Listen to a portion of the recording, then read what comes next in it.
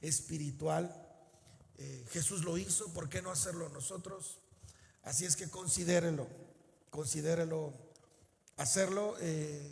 Cene hoy y mañana amanezca ayunado, pues. Amén. Se quedan los jóvenes, se salen los jóvenes, por favor. Salen los jóvenes. Ahí está Josué. ¿Listos? ¿Cómo están? ¿Bien? ¿Listos? No llega el frío, lo estamos esperando, pero no puede el frío.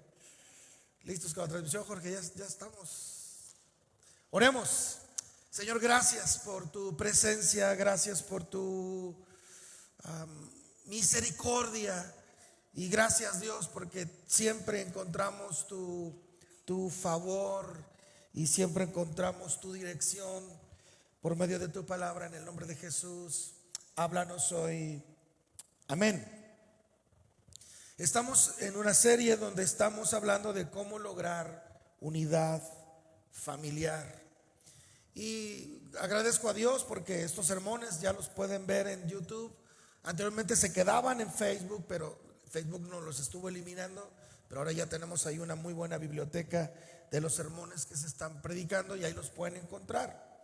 El primer sermón hablamos de cómo tener una visión sin miedo al futuro, una visión de tener una familia unida, sin miedo, no teniendo temor como aquellos espías, ¿verdad? Fueron 2 espías a reconocer la tierra y dice la Biblia que 10 de ellos vieron con miedo y 2 de ellos vieron con fe. Dios nos llama a mirar con fe el futuro, las relaciones familiares y de nuestra iglesia. Después aprendimos cómo comenzar un nuevo comienzo, cómo reiniciar y cómo restablecer principios en nuestra vida para esta nueva unidad, para esta nueva forma de estar juntos. Y finalmente comenzamos hablando de 12 declaraciones en distintas formas de cómo Jesús ve el futuro de la unidad, cómo la iglesia de los Hechos veía la unidad y cómo el apóstol Pablo veía la unidad, y aprendimos demasiado acerca de cómo poder ver una familia unida, un cuerpo de Cristo unido. Entonces el domingo hablamos las estrategias para una unidad familiar, pero hoy vamos a hablar específicamente cómo lograr esta unidad, cómo cumplirla. Y para eso vamos a ver 4 pasos de cómo lograr cumplir la unidad. Recuerde que para lograr aprender acerca de la unidad familiar, estamos tomando como base lo que la Biblia nos dice respecto a la unidad de su cuerpo, a la unidad de su iglesia. Así es que si usted está buscando unidad en su familia, pues lo mejor que puede hacer es buscar la unidad en el cuerpo de Cristo y aprender acerca de esa unidad. Y estos principios los puede aplicar para su propia familia. Así es que hoy solo vamos a estudiar 4 pasos para lograr cumplir la unidad. 4 formas. ¿Cómo podemos entonces? O sea, pastor, estoy convencido de lo importante de caminar unidos como familia, como iglesia, como cuerpo de creyentes. Estoy completamente de acuerdo. Considero que todo lo que la Biblia dice respecto a mantenernos juntos, pues es algo indispensable que Dios demanda, conveniente para que el mundo crea además. Pero ¿cómo lo logro? ¿Cómo logro unidad? ¿Cómo logro que mi familia esté junta? ¿Cómo logramos que como iglesia caminemos juntos de verdad? Porque lo he dicho antes, no se necesita una división para creer que no estamos unidos. La división no es lo único que demuestra que no hay unidad. Hay muchas otras cosas como el no procurar mantenernos juntos, el no buscarnos. Pero bueno, vamos a aprender 4 pasos para cumplir la unidad. Número 1, si tú quieres tener unidad en tu familia, en tu matrimonio, con tus hijos, si tú buscas la unidad como iglesia en el cuerpo de Cristo, número 1, debes de enfocarte entonces en todo lo que tenemos en común y no en las diferencias. Si tú quieres que tu familia esté unida, debes de enfocarte, debes de identificar en qué cosas coincidimos, qué es lo que nos mantiene en común, qué es en lo que lo mismo pensamos. Y cuando tú logras identificar eso y en eso te enfocas, dice Romanos 14:19, la Nueva Traducción Viviente: por lo tanto, procuremos que haya armonía en la iglesia y tratemos de edificarnos unos a otros. Otra versión dice: concéntrate, enfócate. Dice Romanos 14:19 en la Reina Valera 60: así que sigamos lo que contribuye a la paz. O sea, la Biblia nos insiste en que tenemos que pensar qué es, tenemos que contribuir, tenemos que seguir, tenemos que procurar en qué somos iguales en un mundo de gente diferente. Porque Dios nos hizo a todos diferentes, nos hizo con un género distinto, con una cultura distinta, con una educación distinta, con un tamaño distinto, con experiencias distintas. Todos aquí tenemos heridas y bendiciones y quebrantos distintos. Pero en medio de un mundo tan distinto, en medio de un cuerpo tan diferente, en medio de una familia tan diferente. Mi familia y la familia de Angie son completamente opuestas, son distintas. La convivencia, la forma como hacemos, cómo comemos, cómo salimos, cómo viajamos, es completamente diferente. ¿Y por qué logramos, mi esposa y yo, tener unidad? ¿Por qué logró usted tener unidad con su esposa y su esposo? ¿Por qué lograron casarse? Porque encontraron las cosas que tenían en común. Identificaron. En medio de tantas cosas distintas, identificaron en qué son parecidos, en qué compartimos. Bueno, la Biblia habla de 7 cosas que el cuerpo de Cristo tiene en común. Efesios 4:4 en la Nueva Traducción Viviente dice: pues hay un solo cuerpo y un solo espíritu, tal como ustedes fueron llamados, una misma esperanza gloriosa para el futuro. Hay un solo Señor, una sola fe, un solo bautismo, un solo Dios y Padre de todos, quien está sobre todos, en todos y vive por medio de todos. Si se dan cuenta, hay una palabra aquí muy identificada, que es un solo. La iglesia, lo que nos une son estas 7 cosas.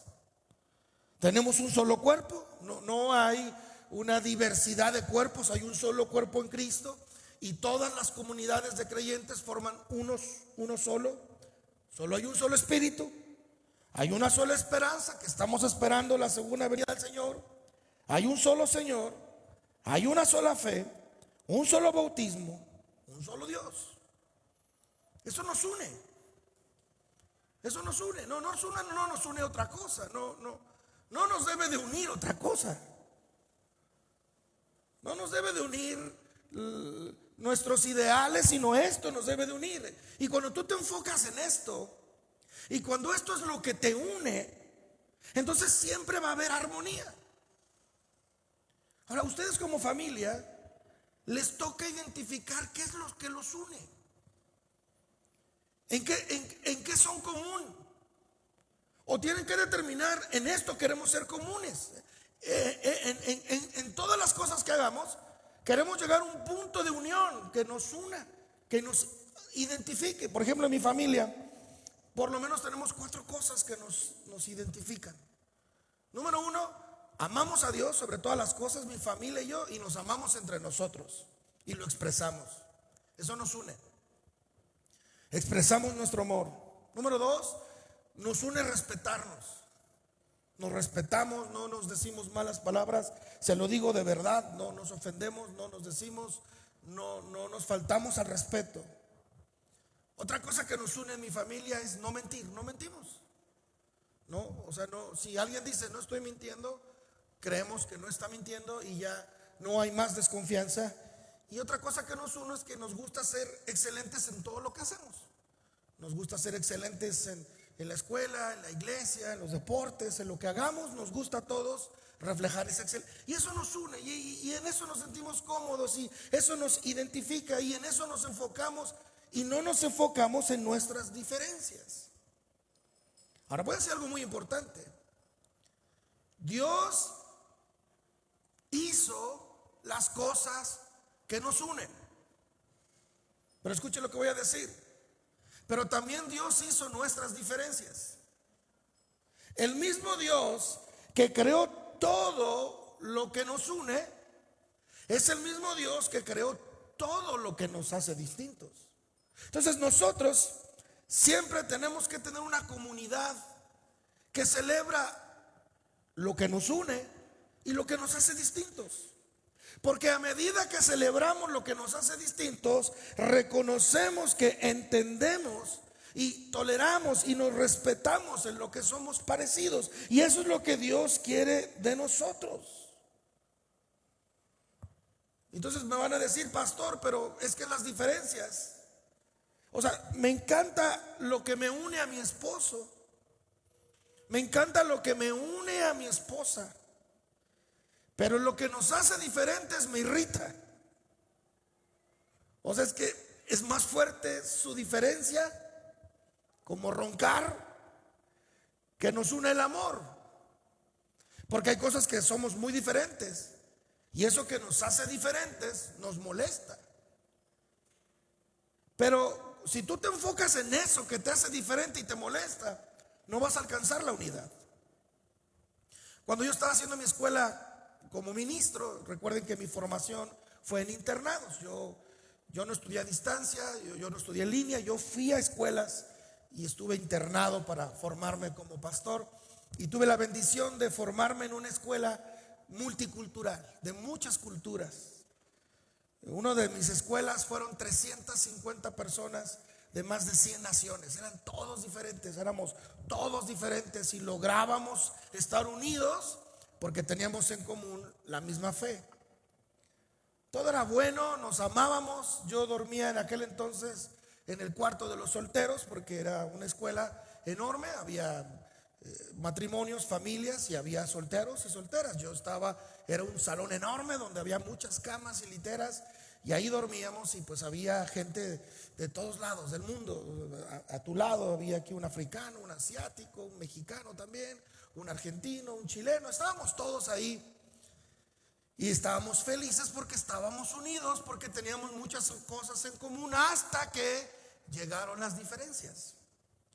Y había un buen amigo al cual amo con todo mi corazón que se llama Yusuf, es de África. Y en su cultura africana ellos no usan desodorante. Entonces mientras pasaba el tiempo, todo era muy padre en el cuarto hasta que empezó la diferencia de que algo olía diferente. Y era Yusuf que no usaba desodorante. Y todo empezó como una broma y que el Yusuf no se pone desodorante y que hay que hacer algo. Y un día dijimos, a lo mejor no le alcanza para un desodorante, vamos a ponerle uno en su cama. Pues fue a su cama y lo quitó, ¿no? O sea, no lo vio, no nada. Y todos, ¿cómo hacemos? ¿Cómo le decimos? Empezó a haber diferencia y empezó a haber desunión. Nadie quería acoplarlo, no se querían estar cerca de él porque él olía mal. Y bueno, una cosa ahí, ya había un problema. Era de entre broma, la diferencia de su aroma ya era un problema. Yusuf estaba por casarse y esa vez él pidió que lo acompañáramos para buscar algo de ropa para su boda. Y viajamos a Guadalajara, Jalisco.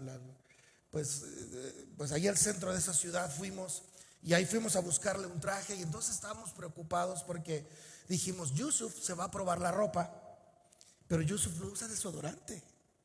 ¿Qué va a pasar con esa ropa? Y estábamos todos muy tontos pensando en esas cosas, desenfocándonos en lo que éramos diferentes y no lo que teníamos en común. Y era un problema, nadie quería. Yo dije, no, yo lo acompaño, yo no me preocupo, yo voy a estar con él. Y fuimos ahí, yo no le dije nada del olor. Se probó la ropa, todo bien. Salimos de la tienda, él se sintió tan agradecido conmigo. Estaba tan contento que yo lo estaba apoyando, ayudándome a traducir y toda la cosa, que salimos de la tienda y lo primero que hizo fue tomarme de la mano. En África, cuando hay dos buenos amigos, se agarran de la mano. Pero eso es en África, hermanos.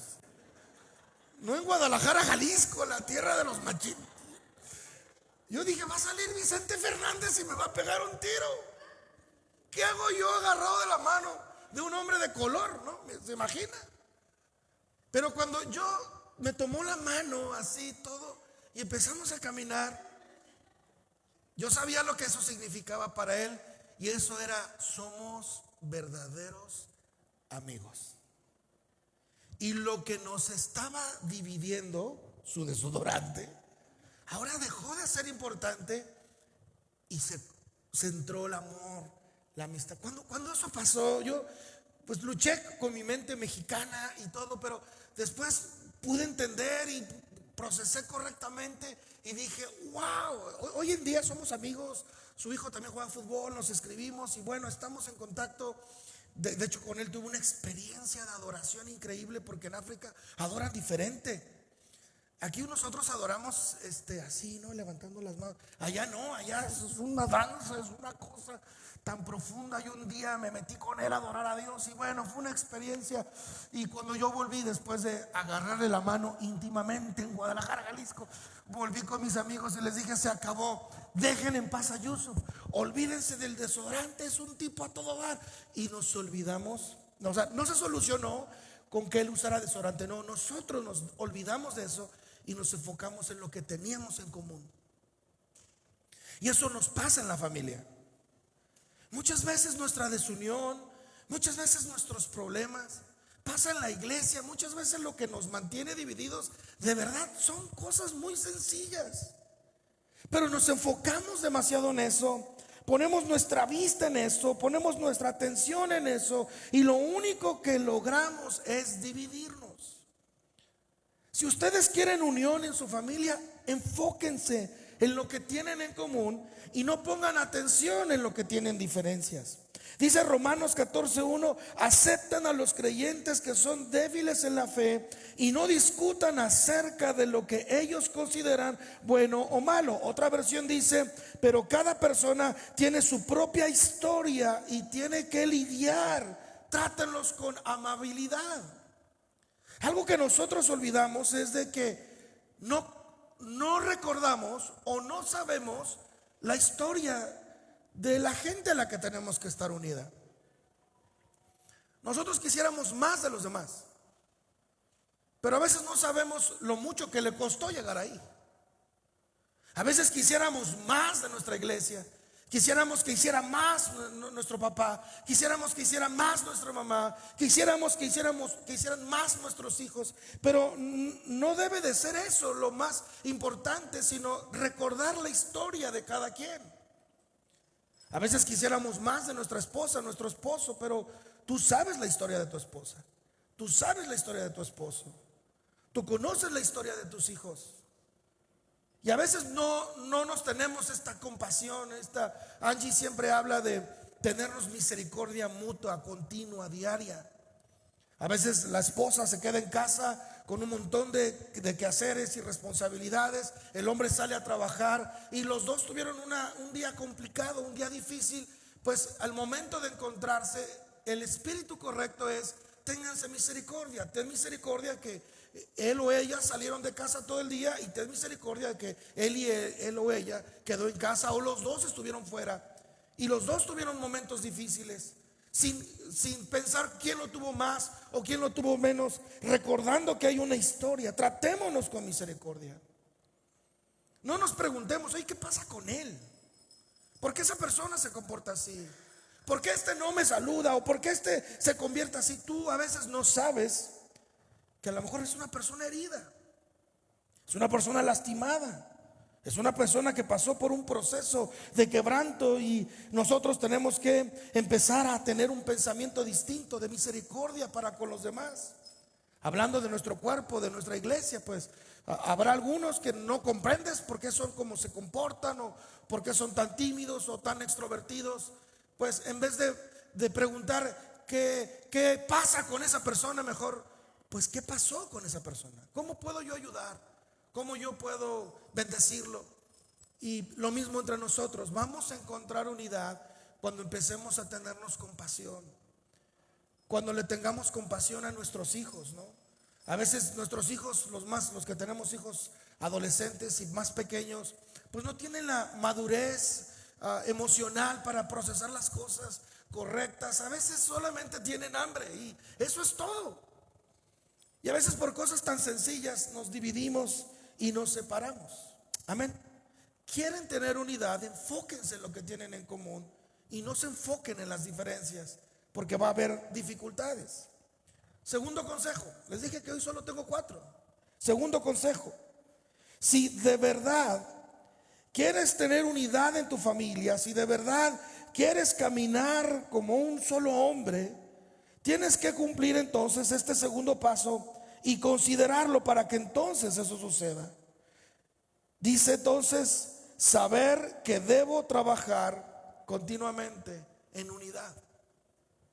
Tienes que entender que la unidad no es espontánea. La unidad no llega sola. Tienes que invertir para que eso acontezca en todo tiempo. Tus recursos, tu estado de ánimo, tu humor. Dice Efesios 4:3, hagan todo lo posible por mantenerse unidos en el espíritu y enlazados mediante la paz. Dice la Biblia, hagan todo lo posible. Otra versión dice, esfuércense.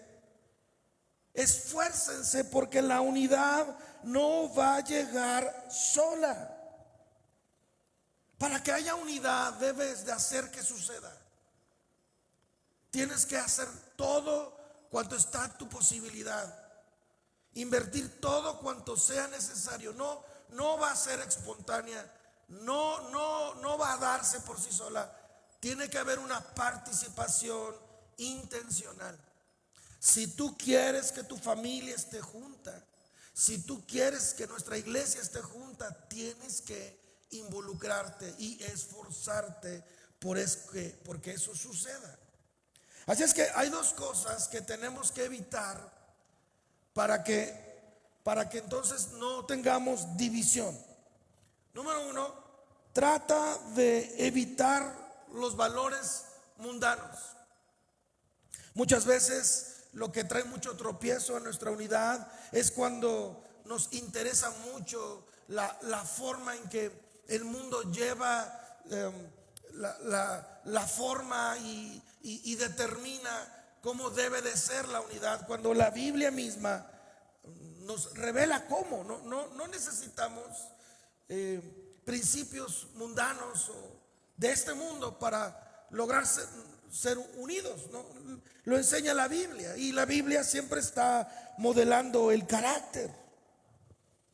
Cuando el apóstol Pablo le escribe a los Corintios, que fue una de las iglesias más conflictivas, justo les dice eso. Es que ustedes, yo tuve que enseñarles como si fueran niños espirituales, porque se comportaban como gente del mundo con pleitos y celos y divisiones. Dice entonces 1 Corintios 3:2, tuve que alimentarlos con leche, no con alimento sólido, porque no estaban preparados para algo más sustancioso.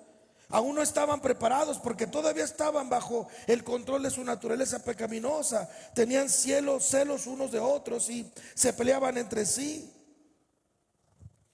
Dice, se comportaban como la gente del mundo. Y nosotros tenemos que evitar comportarnos como otros lo hacen. Tenemos que empezar a hacer una cultura distinta, porque muchas veces nuestras familias tienen un proceder de cómo resuelven los conflictos y una manera de cómo enfrentar las dificultades, pero nosotros no vamos a modelar de acuerdo a la familia, sino de acuerdo a los principios de Dios. Porque otra de las cosas que impiden que nos esforcemos es cuando nos arrastramos en las peleas. Es obvio que si tú te quieres esforzar en la unidad, es porque te vas a esforzar para no involucrarte en la pelea. No puedes involucrarte en las discusiones innecesarias, como dije hace un rato. Hay que enfocarnos en las conversaciones que nos unen y no en las discusiones que nos dividen. Hoy vivimos divididos. Y no es un tema de México ni de la región, es un tema global.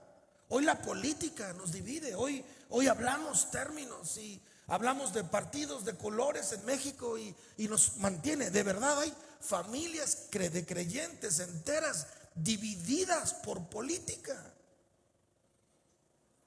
Completamente divididas. Cuando el Señor Jesús, si tú haces una revisión de los versículos bíblicos donde Jesús habla, en realidad yo solo encontré dos donde Jesús expresa algo políticamente. Cuando dijo mi reino no es de este mundo, o cuando dijo dale al César lo que es del César. El Señor Jesús no se enfocaba en los asuntos de ese tipo. Él se enfocaba en el reino de Dios. Entonces nosotros no podemos estar todo el tiempo involucrados en tipo de conflictos y buscando pelea, porque hay gente que busca pelea. Hay gente que es contenciosa y hay gente que le gusta discutir. Como dije el miércoles, no podemos estar involucrados en todo tipo de conflicto, en todo tipo de conversación. Hoy en las redes sociales hay siempre malentendidos y siempre hay focos de discusión o ciertos comentarios que la gente al propósito los escribe para que tú te enganches y escribas, y no debes de hacer eso, porque eso nos divide.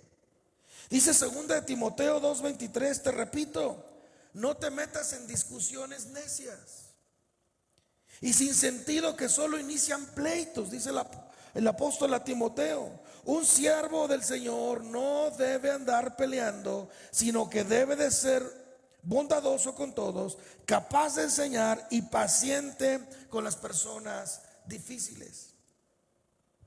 Mira lo que dice la Biblia. Un siervo del Señor, una mujer de Dios, no está involucrado en peleas. No está involucrado en discusiones necias, sino que es todo lo contrario, contracultural. Es bondadoso, es tan bueno para evitar peleas que mejor se enfoca en enseñar la piedad, el amor y la bondad de Dios. Y luego al final dice, y sé paciente con las personas difíciles. Si Pablo le dice a Timoteo en la Biblia inspirada por Dios que tenga paciencia con las personas difíciles, es porque hay personas difíciles. Diga conmigo amén. Hay o habemos personas difíciles. Y mira lo que la Biblia dice, no dice deséchalo y expúlsalo, dice tengan paciencia. ¿Por qué tenemos que tener paciencia con las personas difíciles? Porque algo está pasando en su corazón, porque está pasando por un momento complicado, porque está pasando por una muy mala temporada. Y nuestra condición para la unidad no es enfocarme en esa persona difícil, sino enfocarme en lo que de verdad nos une. Había tantos conflictos en Roma, en la iglesia de Roma, que se peleaban hasta por la comida. Se peleaban con qué era bueno por comer y qué no era bueno por comer, y qué valía la pena y qué no valía la pena. Era un conflicto por asuntos tan vanos. Muchos de nosotros, esa es nuestra más grande discusión. ¿Qué vamos a comer hoy? ¿Qué vamos al proceder diario? Eso es lo que nos mantiene divididos y nos mantiene separados. Pero Dios quiere que no nos enfoquemos en eso, que no estemos enfocados en los pleitos, que no estemos enfocados en los asuntos de este mundo, sino nos esforcemos en lo que trae armonía. Y yo creo que algo que trae armonía a todas las familias es la vida de iglesia. A veces nosotros sentimos que no podemos venir a la iglesia porque estamos pasando por momentos difíciles en casa. Pues es el mejor momento para venir, Porque cuando tú vienes a la iglesia en medio de las dificultades, aún de las diferencias que hay entre la familia, pues lo que estás haciendo es traerlos a un lugar donde hay cosas en común. Y cuando tú traes a tu familia a un lugar donde las cosas están en común, va a haber unidad, va a haber armonía, va a haber amor. Amén. Tercer paso. El primer paso que les dije habla de que nos enfoquemos en lo que nos une. El segundo paso habla de trabajar continuamente en la unidad. Y me parece que el punto 3 es determinante. Si tú quieres unidad, tienes que ser realista. Escúchame, anota eso. Si quieres tener unidad, tienes que ser realista a la expectativa que tienes de la unidad misma. Porque cuando se habla de unidad, en nuestra mente nos ponemos una enorme expectativa de lo que eso podría representar. Cuando nosotros vamos al altar, cuando nos vamos a casar, cuando estamos a punto de tomar esa enorme decisión de vivir felices por siempre, nos creamos una enorme expectativa de lo que eso podría ser. Bueno, eso mismo nos pasa cuando venimos a una comunidad de creyentes, a una iglesia.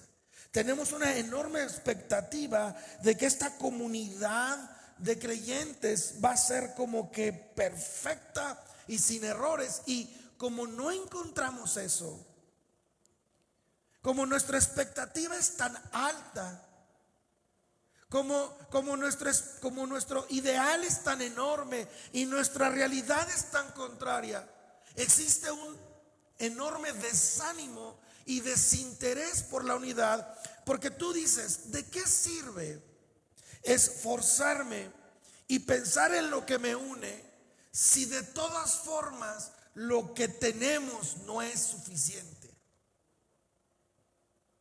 Nos sentimos decepcionados a veces de nuestra familia. Nos sentimos decepcionados de cómo se comportan, de cómo actúan, de cómo funciona. Nos sentimos decepcionados de la iglesia porque nuestra expectativa al asistir a una iglesia de comunidad de creyentes es muy alta, y tu expectativa acerca de los líderes y de los pastores es muy alta. Pero hermanos, no olviden que la iglesia de Cristo, Dios decidió en su soberanía que aún los que la dirigimos sigamos siendo hombres como ustedes. No es como que viene un ángel y nos comparte la palabra, no sucede así. Dios ha tomado una iglesia con arruga e imperfecciones, con manchas, y quiere que esta iglesia entonces establezca su reino. Pero debes entender que en este mundo nada es perfecto, solo Dios es santo. Dice el Salmo 119:96, aún la perfección tiene sus límites. Nada en este mundo es perfecto. No vas a lograr la perfección. Cuando te estoy hablando de la unidad, no funciona como lo estás pensando. En realidad te estoy hablando de operar en la unidad sana, aunque sea imperfecta. Mis hijos son hijos sanos, pero no son perfectos. Mi matrimonio es un matrimonio sano, pero no es un matrimonio perfecto.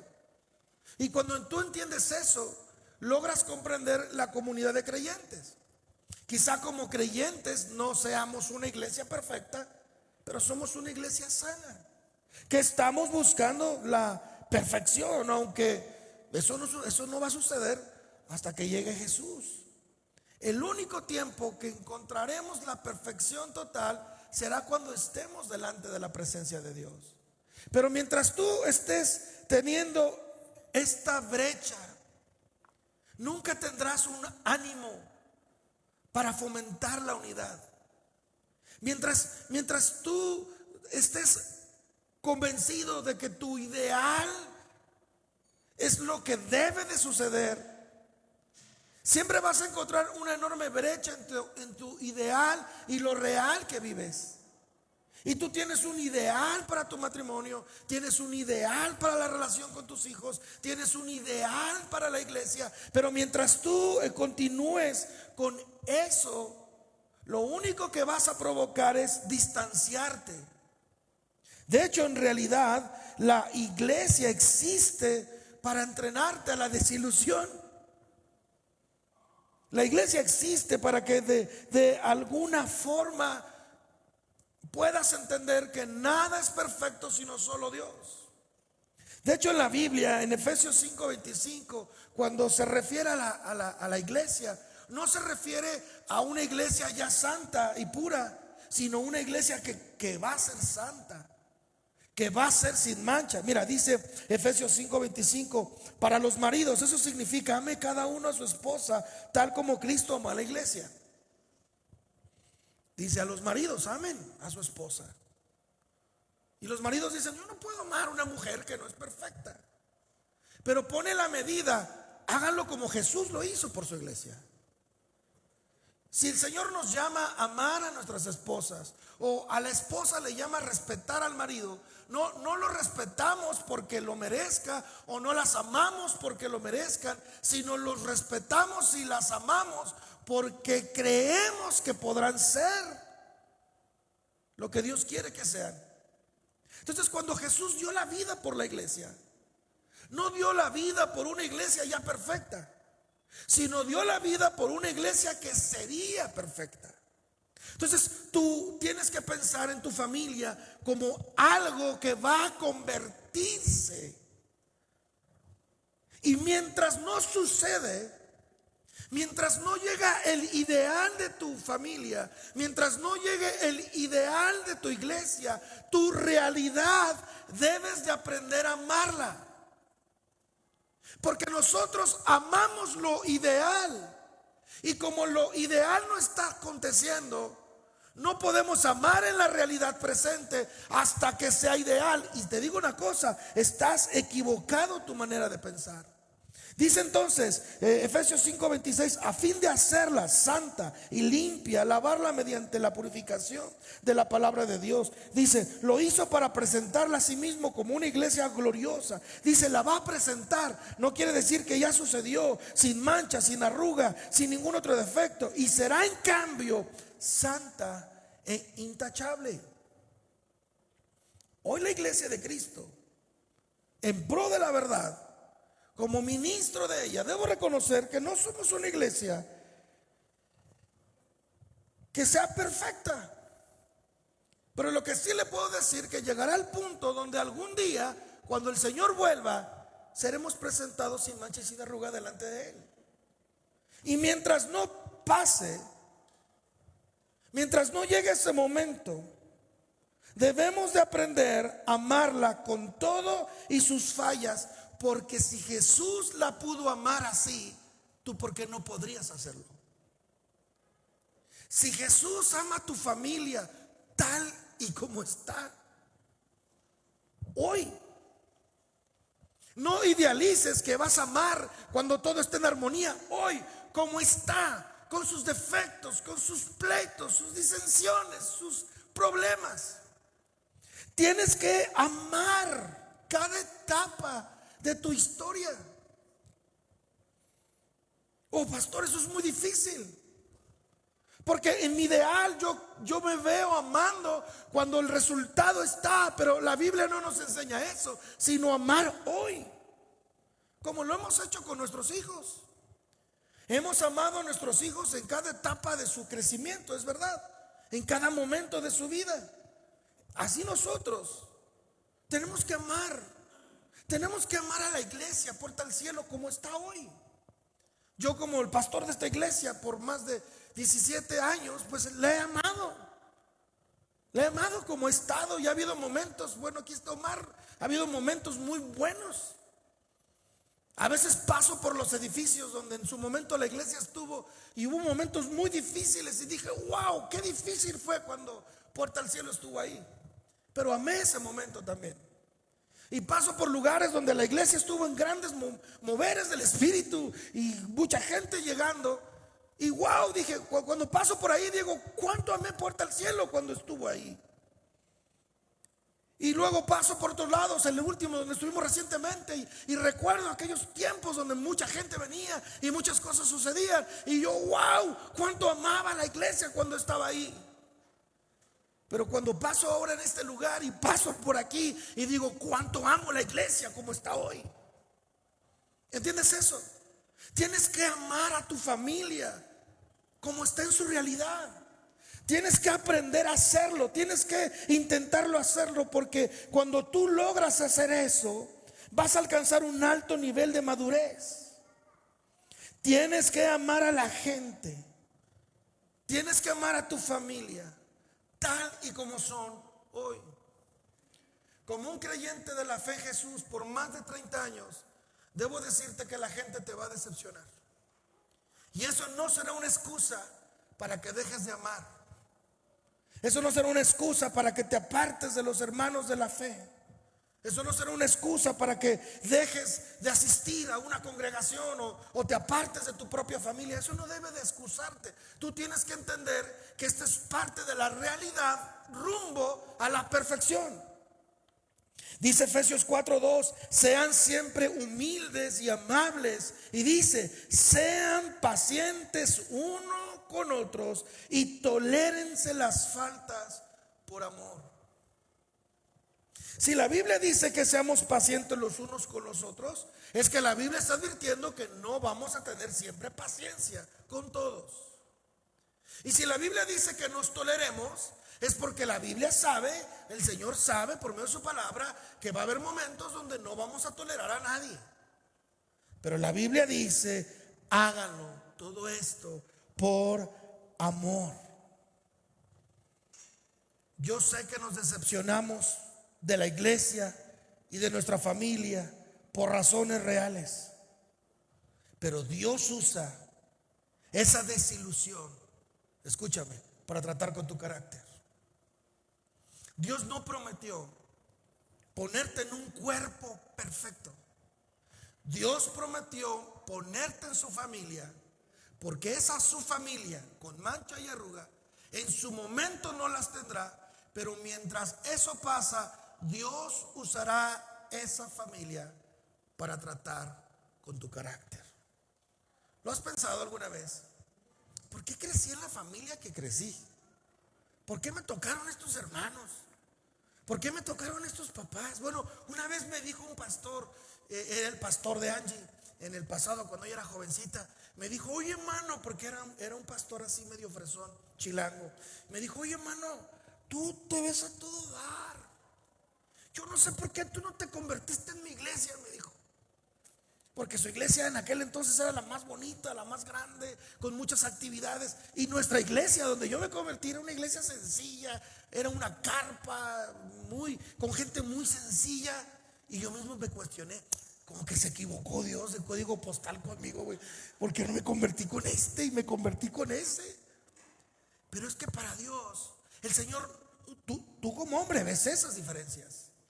Tú como hombre ves a tus hijos chatos y orejones y ves a tu esposo raro y narizón y a tu esposa greñuda, pero tú solo lo ves así. Pero Dios ve una iglesia hermosa y perfecta, la que ama. Amén.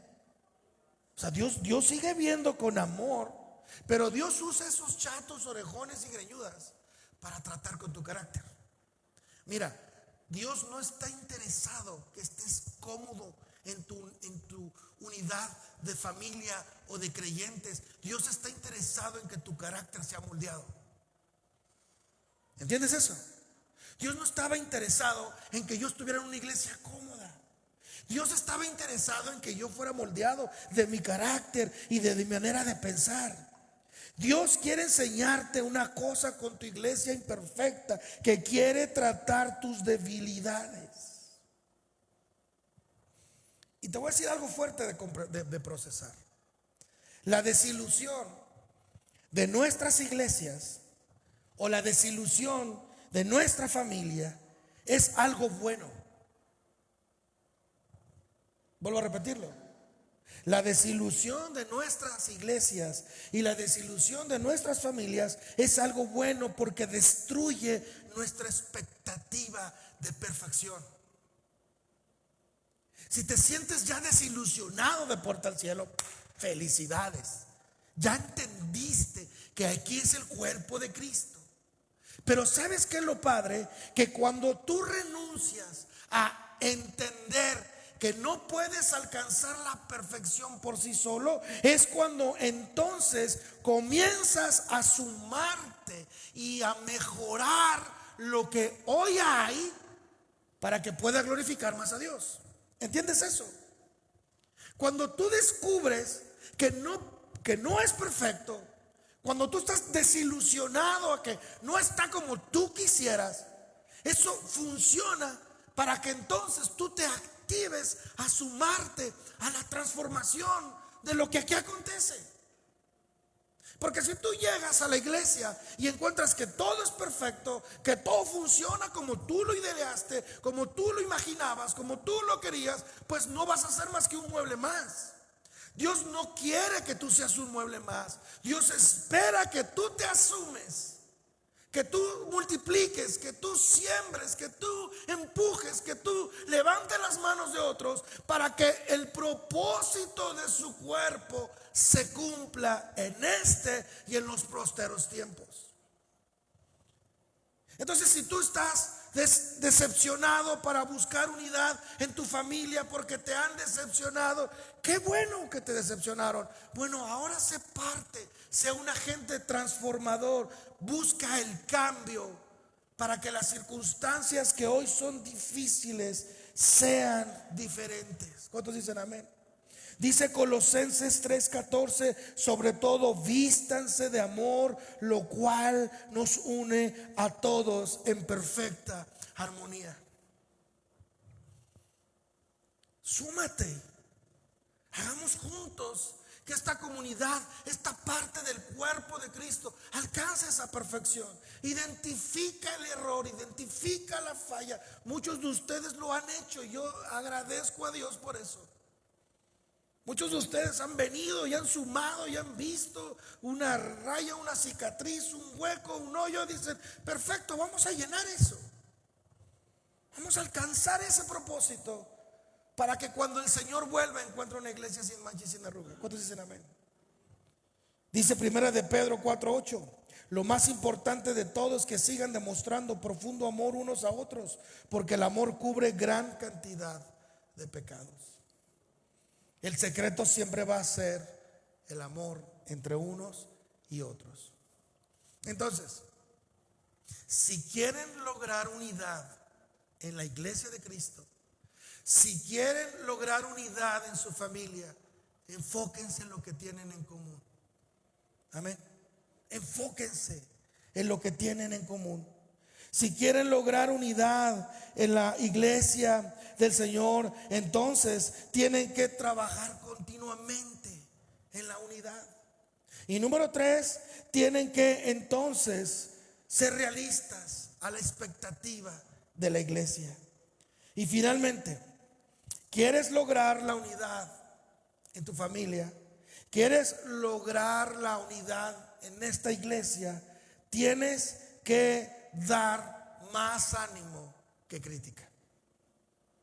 Una de las cosas que ha traído desunión y división es cuando criticamos más de lo que animamos. Dice Romanos 14:19, por lo tanto procuren que haya armonía en la iglesia, tratemos de edificarnos unos a otros. Dice, no destruyas la obra de Dios. Entonces estamos llamados a que nosotros de alguna forma estemos animando más que criticando, porque los defectos están. No estoy diciendo que nos hagamos de la vista gorda, al contrario, estoy diciendo que sumemos a lo que está mal. Pero por lo regular, nunca vas a lograr el cambio en nadie si tú lo criticas constantemente. La persuasión por medio de la crítica no funciona, sino por medio de las palabras agradables. Dice la Biblia en Proverbios 16:21, los sabios son conocidos por su entendimiento y las palabras agradables son persuasivas. La forma en que dices las cosas determina los resultados que tú esperas. Nunca vas a ser persuasivo si eres hiriente con alguien. Esa ha sido la causa por la cual no has encontrado los resultados que tú has querido en tu familia, porque has sido crítico. Has criticado el error y la falla y lo has señalado, y quizás has tenido razón porque ha sido algo malo, pero lo has dicho de una forma tan hiriente que en vez de encontrar una respuesta positiva, encontraste todo lo contrario. No es la manera. Yo sé que esto es una habilidad del Espíritu. Esto es una habilidad, ¿verdad? Es un don, ¿no? El tener la sabiduría de expresar las cosas, de identificar una falla y expresar esa falla sin ser hirientes. No es algo fácil de hacer, pero tienes que aprenderlo a hacer. Porque tienes que aprender a decir las cosas no como son, sino como deberían ser. Escucha lo que dije. Tienes que aprender a no decir las cosas como son, sino como deberían de ser. Por ejemplo, si mi hijo es desordenado y sucio en todo lo que hace, no le voy a decir: Samuel, me parece que eres un puerco. Eso es lo que es. Pero qué tal que en vez de decirle lo que es, le digo lo que debería de ser. Hijo, me gustaría que levantaras tus cosas porque me gustaría que fueras más limpio. ¿Viste la diferencia? Una forma es decir lo que es y otra es como debería de ser. Si tú quieres vencer la crítica de tu familia, deja de decir cómo está pasando. Deja de decir lo duro que está sucediendo. Deja de decir lo que está faltando. Deja de decir lo que no está completo. Más bien, dilo como debería de ser.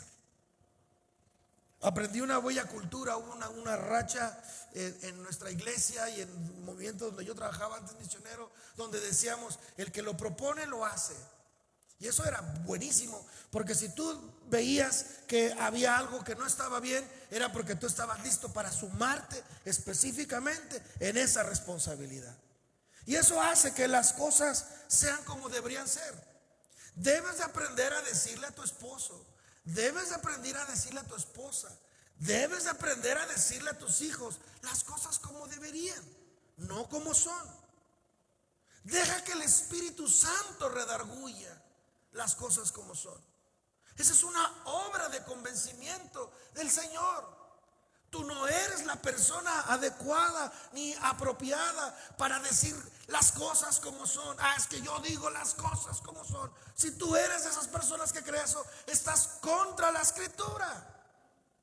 Porque el único que redarguye de pecado es el Espíritu de Dios. Deja que el Espíritu de Dios haga la obra y tú mejor di: ¿cómo me gustaría que fuera? Y eso trae solución. Nunca encontrarás resultados positivos actuando en movimientos negativos. Finalmente, la Biblia más de 100 veces dice: no juzgues, no critiques. Porque en realidad, cuando estás criticando, estás interviniendo en los asuntos de Dios. Porque tú crees que Dios no está notando aquella cosa que está mal. ¿Tú crees que Dios no está tratando con aquello que no está funcionando correctamente? Claro que Dios está tratando. Claro que Dios está obrando en eso. Pero tú no eres el juez de eso. Tú no eres el inquisidor de eso. Eso es el Señor. Y cuando tú en la unidad de creyentes, cuando tú en la unidad de la familia te conviertes en aquel que quiere corregir, criticar, decir y señalar, lo único que estás logrando es que nadie te ponga atención y nadie te escuche. Porque la única forma de que seas escuchado es cuando eres alguien persuasivo por medio de la amabilidad. ¿Entiendes eso? Siendo amable serás más persuasivo que siendo irritante con otros. Dice Romanos 14:4: ¿quién eres tú para juzgar a los siervos de otro? ¿Por qué juzgas a los siervos de otro? ¿Por qué juzgas a los hijos de otro? ¿Por qué juzgas el matrimonio de otro? ¿Por qué lo haces? Dice el versículo 10 en Romanos 14:10: porque entonces juzgas a otro creyente, ¿por qué menosprecias a otro creyente? Recuerda que todos estaremos delante del tribunal de Dios. Escúchame bien.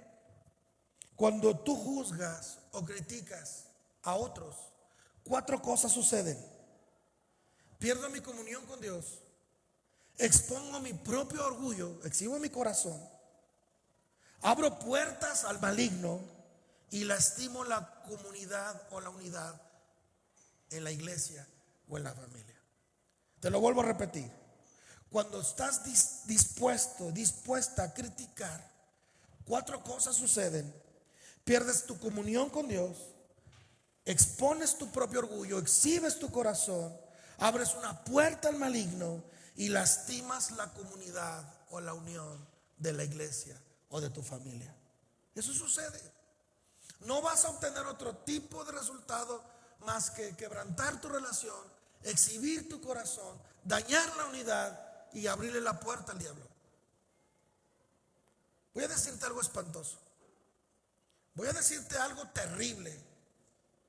Si tú insistes en querer criticar y señalar, lo único que estás haciendo es haciendo la tarea del diablo.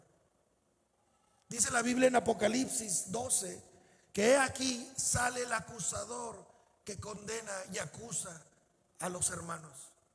Nosotros no fuimos llamados por jueces, porque el único que lo hace, el único que acusa, el único que critica, cuando tú le estás haciendo, le estás diciendo al diablo: tómate unas vacaciones, yo aquí voy a criticar a toda la familia.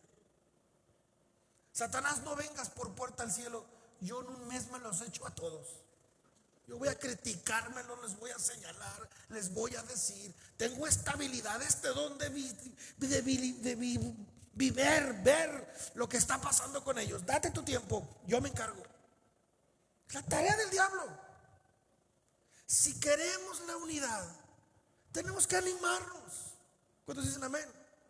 Si queremos la unidad, tenemos que invertir para la unidad, esforzarnos. Esfuércense por venir a la iglesia. Yo sé que a veces tienen semanas complicadas, tienen semanas, pero entiéndelo, cuando tú no estás viniendo, nos hace falta algo. Cuando no estás asistiendo, nos sentimos vacíos, necesitamos más, porque la unidad somos todos nosotros. Enfócate en lo que tenemos en común. No pienses en las diferencias. Quítate la expectativa, ¿no? De yo quisiera que mi iglesia fuera así, que mi pastor fuera alto, rubio, ojo azul. Y digo, bueno, ya estoy así, ¿qué más quieres? O sea, no hay más.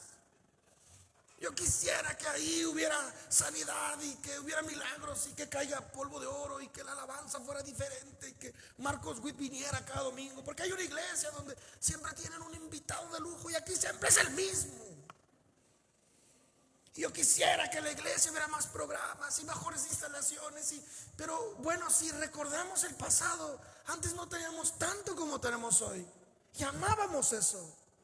Pero ¿sabes cuándo empiezas a sentirte cómodo en la iglesia? No cuando escúcheme. ¿Sabes cuándo vas a sentirte cómodo en la iglesia? No cuando la iglesia tenga más programas, no cuando la iglesia tenga mejores predicadores, no cuando la iglesia tenga mejor alabanza, no cuando tenga mejores instalaciones, cuando empecemos a amarnos. Lo que va a unirnos, lo que va a hacer algo grande en este lugar, es el amor que nos tengamos los unos por los otros. Amén. Quiero terminar y quiero pedir a alguien que venga con el teclado y me ayude. El siguiente domingo voy a seguir hablando más de nuestro rol y nuestro papel y nuestra responsabilidad, pero solo quedan 2 opciones de quién quieres ser. Tienes que tomar una decisión. ¿Qué quieres ser hoy? ¿Qué tipo de posición vas a fijar este día respecto a lo que te he predicado? ¿Una vida egoísta o una vida centrada en Jesús? No hay dos, no hay más caminos. Si tú no quieres la unidad, si tú no quieres caminar como un solo hombre, si no quieres glorificar con la unidad a Jesús para que otros crean, dice la Biblia, el domingo pasado lo vimos, es que otros creerán cuando vean cuánto nos amamos. La gente no nos va a escuchar hasta que no vean cuánto nos amamos. Mientras no vean cuánto nos amamos, no van a creer todo lo que decimos. La única manera de que crean todo lo que decimos es ver todo lo que hacemos. ¿No es lo ideal? Que cuando tú invites a alguien a esta iglesia, no solo le digas, oye, ven a mi iglesia, mira, es un lugar cómodo, padre, las instalaciones, la música, el predicador, pero más allá que tú digas, es que ahí nos amamos, no sé. Tú vas a venir y todos te van a amar, todos te van a abrazar, aunque hay un equipo de bienvenida y damos un regalo a los nuevos. No es eso. Es que todos nos sentimos acogidos, amados, aceptados, y todos nos sentimos inmediatamente en medio de una comunidad. Eso fue lo que a mí me atrajo a la fe, a la comunidad de creyentes cristianos. Yo llegué por primera vez a una iglesia y yo llegué borracho. Yo venía de una fiesta todavía, era domingo en la mañana, yo venía del sábado en la noche, y me llamó la atención, todos bañados, todos arreglados, todos se saludaban, todos se abrazaban, había una relación. Eso fue lo que trajo convencimiento a mi corazón. Si quieres ir del lado del egoísmo, entonces mira lo que dice Gálatas 5:13. Pues ustedes, mis hermanos, Gálatas 5:13, han sido llamados a vivir en libertad, pero no usen esa libertad para satisfacer los deseos de la naturaleza pecaminosa. Al contrario, usen la libertad para servirse unos a otros por amor. Pues toda la ley puede resumirse en un solo mandato: ama a tu prójimo como a ti mismo. Versículo 15. Aquí viene la exhortación. Pero si estás siempre mordiéndose y devorándose unos a otros, tengan cuidado, corren peligro de destruirse los unos a otros. Hay quienes deciden ser caníbales y deciden morderse los unos a los otros.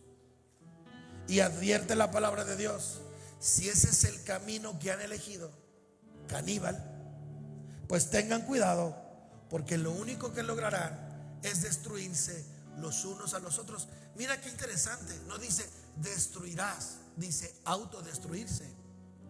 Porque cuando tú muerdes a alguien de tu familia, porque cuando tú muerdes a alguien de tu iglesia, en realidad te lastimas a ti mismo, te das un balazo en el pie. No conviene, no bendice, no es correcto. Tenemos que aprender a caminar en unidad. Pero si tú quieres una vida centrada en Jesús, vas a tener 5 cosas buenas por hacer. Dice primera de Pedro 3:8. Por último, y así termino yo también. Por último, todos deben de ser de un mismo parecer. No estoy hablando de uniformidad, estoy hablando de unidad. Dice, todos deben de ser de un mismo parecer. Tengan, ¿qué dice? Compasión unos de otros. Ámense como hermanos y hermanas. Sean de buen corazón y mantengan una actitud humilde. Con eso terminamos. 5 cualidades para mantener la unidad: mismo parecer, tengan compasión, ámense como hermanos, sean de buen corazón y manténganse humildes. Amén. ¿Lo tomaron? Póngase de pie conmigo. Póngase de pie conmigo.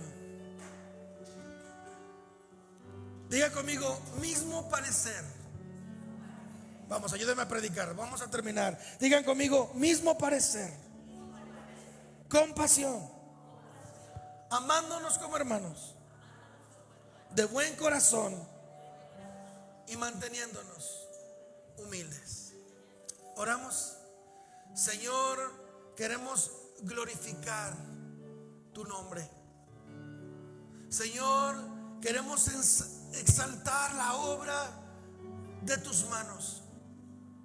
Señor, queremos reconocer la hermosura del cuerpo que somos, la familia que aquí representamos.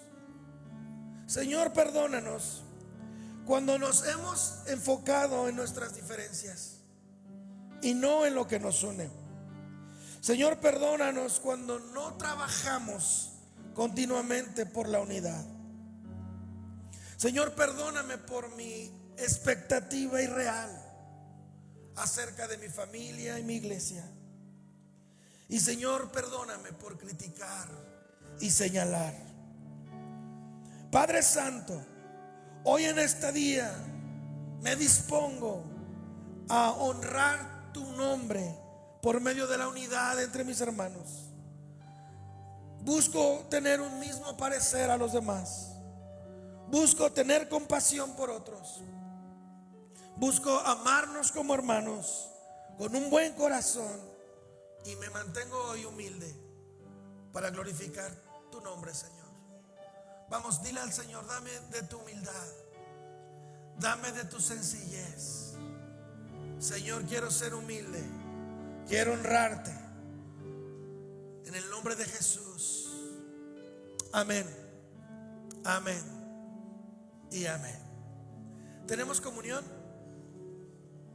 ¿Está lista o no está lista? Bueno, vamos a orar por los diezmos y ofrendas. Vamos a orar. Señor Jesús, te damos gracias por este día. Gracias, Señor, por tu amor. Gracias, Señor, por la bendición que nos das de estar juntos. Señor, queremos agradecerte por nuestros trabajos. Queremos agradecerte, Señor, por la bendición que nos das de recibir, Señor, recursos que vienen de tu mano. Bendícenos hoy, danos de tu amor, bendícenos en el nombre de Jesús. En el nombre de Jesús, bendice nuestros diezmos, nuestras ofrendas. Amén y amén. Adelante, traigamos nuestro diezmo.